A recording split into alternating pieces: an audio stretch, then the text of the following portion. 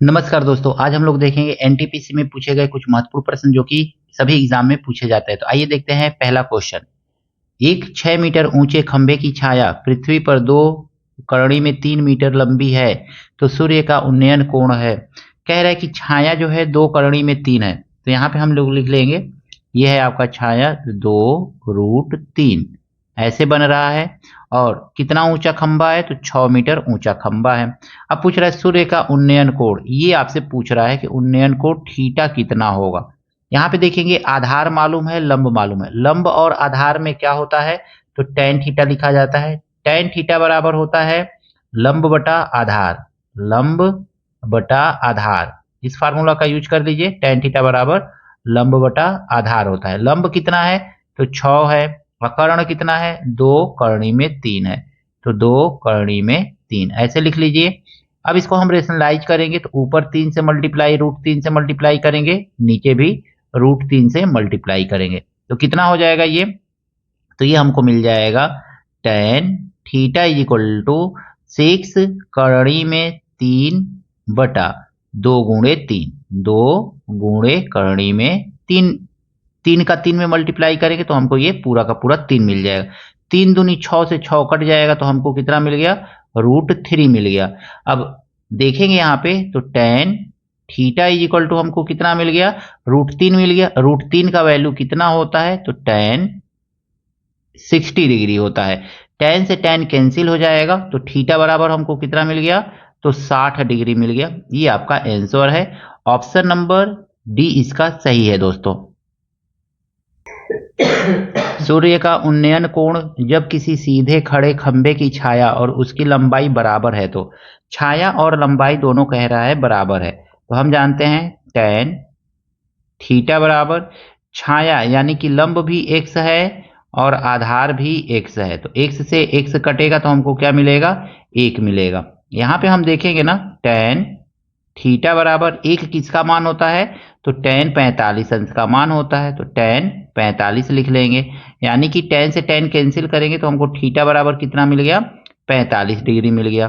45 को हमको रेडियन में बदलना है तो हम यहाँ पे लिखेंगे पाई मल्टीप्लाई 45 बटा 180। पाई का मान 180 होता है तो नीचे भी 180 लिख लेंगे इस तरह से। अब 45 से इसको काटेंगे, 4 बार में कट जाएगा, तो 4 बार में ये कट गया, तो आंसर कितना आ गया, पाई बटा 4। यानी कि ऑप्शन नंबर सी इसका सही है दोस्तों। इस क्वेश्चन में कहा गया है 5 मीटर ऊंची मीनार के पाद से 5 मीटर दूर स्थित बिंदु पर मीनार की चोटी का उन्नयन कोण कितना होगा। यहाँ पे उन्नयन कोण पूछ रहा है, आधार दिया है, लंब दिया है, ये 5 मीटर की दूरी पर कोई बिंदु है, यहीं से पूछ रहा है कि उन्नयन कोण थीटा कितना होगा। तो सीधे सीधे हम आधार और लंब दे तो tan थीटा का ही फार्मूला लगाते हैं।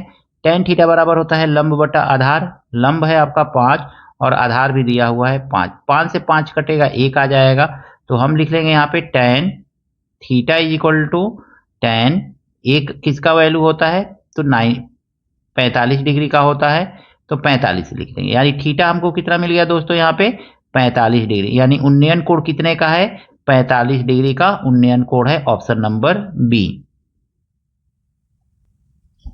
यदि एक खंभे की छाया की लंबाई खंभे की लंबाई के √3 गुना है, खंभे की लंबाई अगर में हम x मानेंगे यहाँ पे, तो खंभे की छाया की लंबाई √3x मान लेंगे। यहाँ पे हमसे पूछा जा रहा है तो सूर्य का उन्नयन कोण कितना है, यहाँ पे थीटा का मान पूछा जा रहा है कि थीटा कितना है बताइए। तो अब देखेंगे फिर हम tan थीटा बराबर लिखेंगे। tan थीटा बराबर लंब कितना है, तो x है, यानी कि ये वाला लंब, और आधार कितना है, तो √3 बट्टा √3x है, √3x है। x से x कटेगा कितना आ जाएगा, 1 बट्टा √3 आ जाएगा दोस्तों।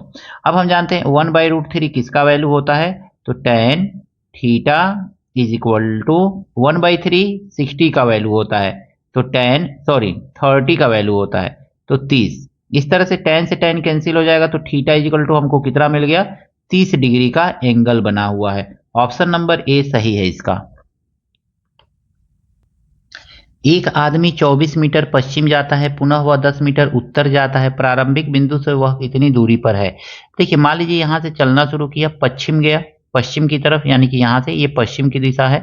अगर मैं डायरेक्शन देखेंगे तो इस तरह से इसको ले सकते हैं, इधर लिखेंगे नॉर्थ, इधर लिखेंगे आप साउथ, इधर लिखेंगे आप ईस्ट और इधर लिखेंगे आप वेस्ट, ऐसे ही तो लिखते हैं। तो अब यहाँ पे देखेंगे ये यहाँ से चलेगा तो पश्चिम गया, कितना गया तो 24 मीटर गया, तो लिख लीजिए 24 मीटर। और फिर यहाँ से नॉर्थ यानी उत्तर दिशा में गया कितना तो 10 मीटर गया, तो लिख लीजिए 10 मीटर 10 मीटर। अब पूछ रहा है ये यहाँ से यहाँ पे पहुंच गया है, तो ये वाला दूरी पूछ रहा है, तो मान लीजिए कि ये x है, हाइपोटेनियस है। तो हम जानते हैं पाइथागोरस का थ्योरम कहता है कि x का स्क्वायर यानी कर्ण का स्क्वायर बराबर लंब का स्क्वायर प्लस आधार का स्क्वायर। लंब है 10 तो 10 का स्क्वायर, अब प्लस आधार है कितना 24 तो 24 का स्क्वायर, ऐसे हम लिख लेंगे। अब देखेंगे तो हमारा कितना मिलेगा, तो x square is equal to 10 का स्क्वायर 100 हो जाएगा, और 24 का स्क्वायर 4 चौको 16, 4 दूनी 8, 4 दूनी 8, 8 16, 1 17, 2 दूनी 4 और 1 5, 576। तो एक्स इज इक्वल टू हमको कितना मिलेगा 676।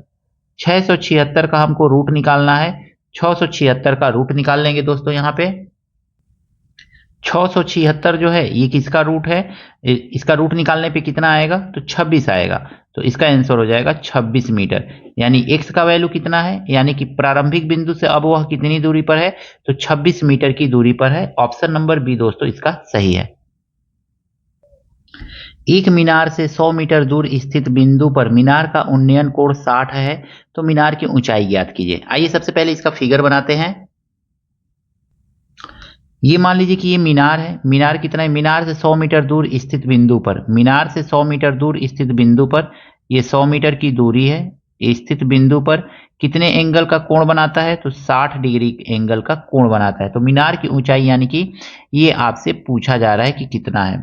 यहाँ पे देखेंगे आधार दिया हुआ है, लंब पूछ रहा है, थीटा दिया हुआ है, तो यहाँ पे भी tan थीटा यानी लंब और आधार में ही रिलेशन है, तो tan थीटा बराबर हम देखेंगे तो tan थीटा बराबर होता है लंब बटा आधार। आधार कितना है तो 100 है, tan थीटा दिया हुआ है कितना तो tan थीटा दिया हुआ है 60, तो लिखेंगे 60 बराबर h बटा 100।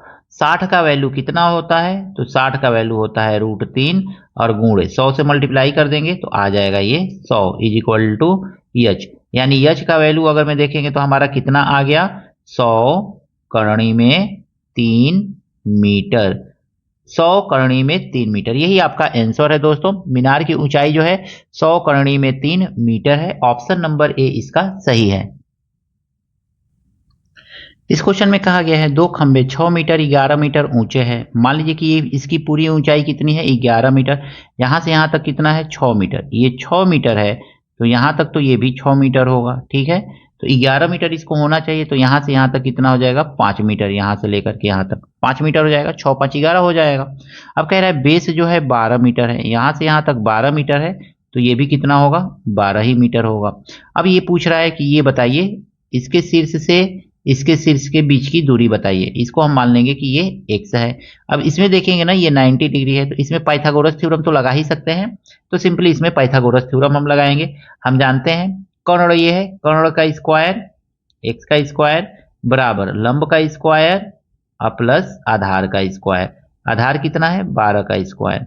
अब देखेंगे तो x का स्क्वायर इज इक्वल टू 5 का स्क्वायर कितना होगा 25 प्लस 12 का स्क्वायर 144, 12 12 144, तो x square is equal to हमको कितना मिल जाएगा यहाँ पे तो 169 मिलेगा।